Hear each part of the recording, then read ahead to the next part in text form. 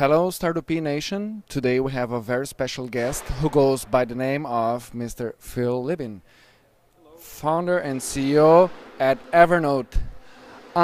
Phil, Evernote is advancing from remember everything and with the context and the work chat, it's focusing on what other people are working on right here, right now, rather than timeline and inbox.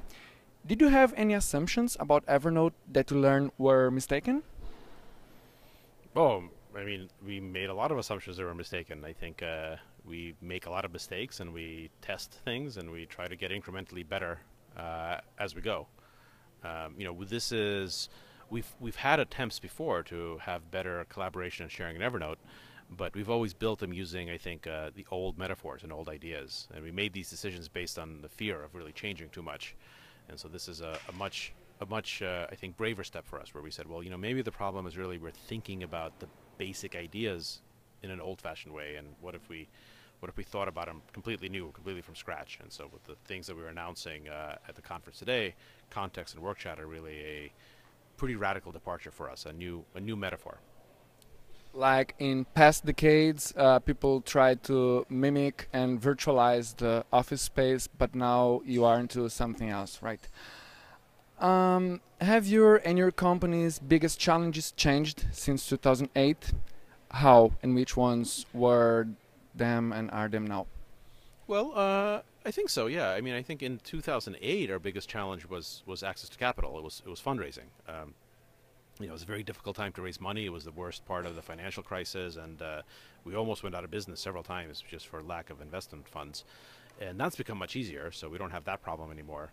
The biggest challenge now is definitely it's recruiting. It's talent. If I had more engineers, more designers, more testers, more scientists, we can build a lot more stuff. So the hardest thing at this point is attracting great talent worldwide. Wow, this feels like something out of your intelligence unit because my next question is how does Evernote develop its talent?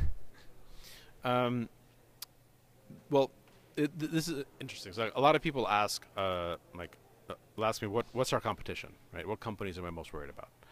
And I actually think that the companies that are the most likely to really prevent Evernote from achieving its full potential, like the most dangerous competition is really coming from Twitter and from Uber and from Square, companies that have nothing to do with what we do. The products are totally different, but they're also great places to work, and we compete with them for talent.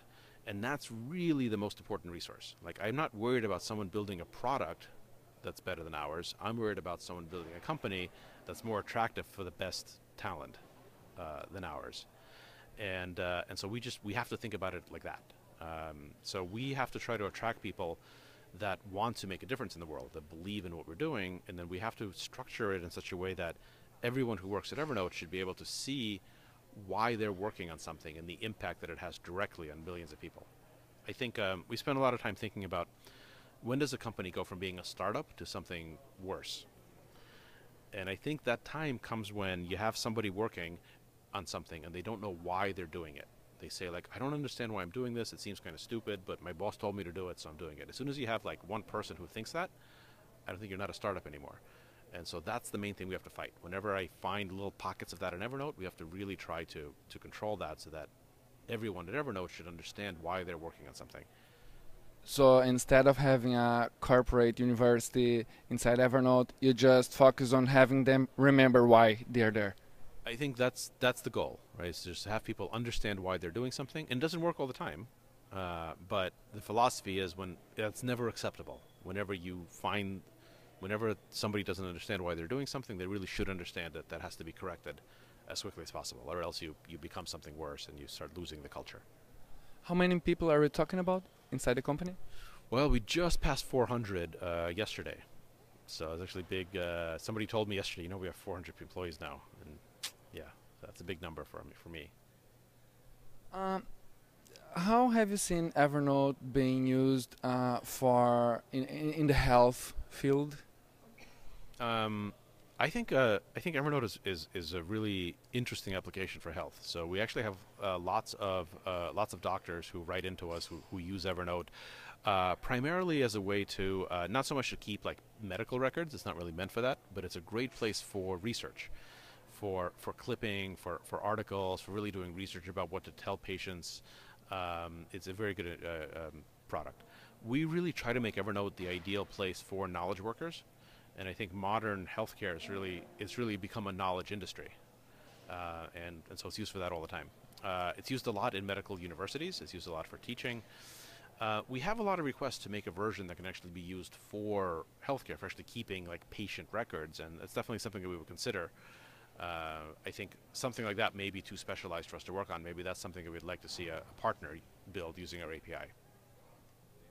And the same thing about the education field.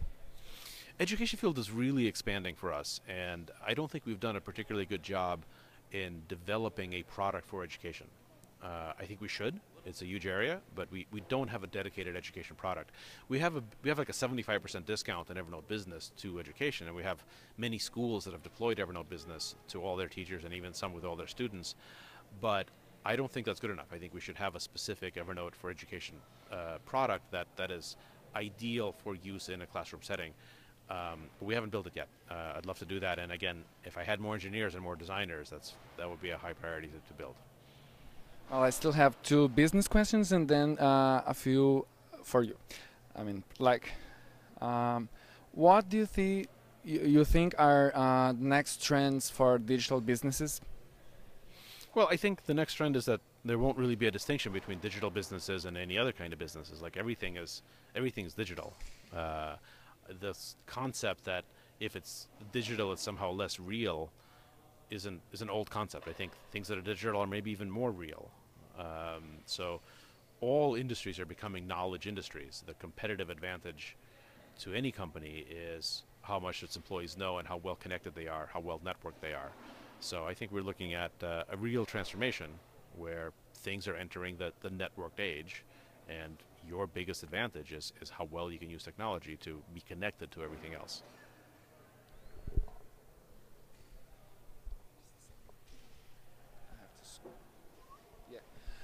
Um, what do you think is the perception from tech producers here in the US and in the Valley about Brazil? There's a lot of excitement about Brazil. I think companies in Silicon Valley are basically come in two types. There's companies who don't think at all about anything in the world. They just don't really know or understand different countries or cultures or whatever. But it's interesting because even those companies are making things for the whole world, because very few people in Silicon Valley think like I am making something for the US. Like that's just not a thought that happens. No one thinks I'm a American entrepreneur. They just think, well, I'm just going to make something, and of course it's going to go for the whole world. Even if I don't understand what the whole world is, I'm just by default making something for the whole world. I think that's actually one of the biggest differences between the Silicon Valley mentality and the entrepreneurship mentality in many other places. Like when I travel to China, I hear a lot of entrepreneurs describe themselves like, oh, we're making something for China, or we're making something for India, we're making something for Brazil. Here, very few people think like that. We just make something for the whole world.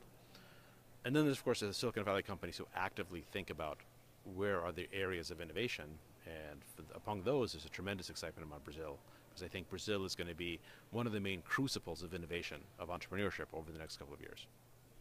Oh, that's interesting. So,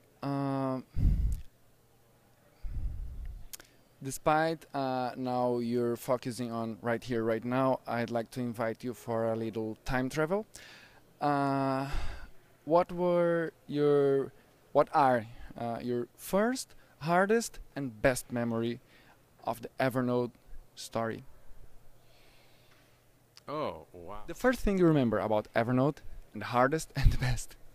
Well, the first thing is I remember meeting with Stepan Pachikov, who was the original founder. There were two teams that came together in 2007 to create Evernote. I had a team in Boston, and Stepan had a team in California. And I remember meeting him over lunch. We had a sushi restaurant lunch, and he asked me. We were already considering merging the companies, but we had just met, and he said, "What's your biggest strength? What are you really good at?" and I said, I'm really good at eating. And he said, okay, let's talk about that. And we spent about 2 hours talking about eating. And we didn't talk about business at all. We didn't talk about anything else. We just had a very serious conversation about eating. And that was kind of my first memory of Evernote.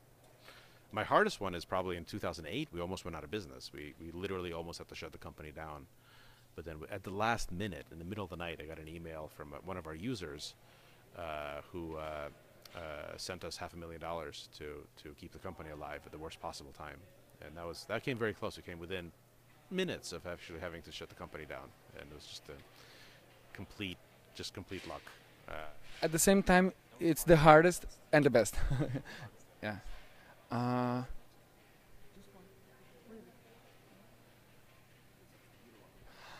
how would you like to be remembered? I've never really thought about that. I would like to be remembered as an enthusiast. I think if I had like a one word description of myself, it'd be enthusiast.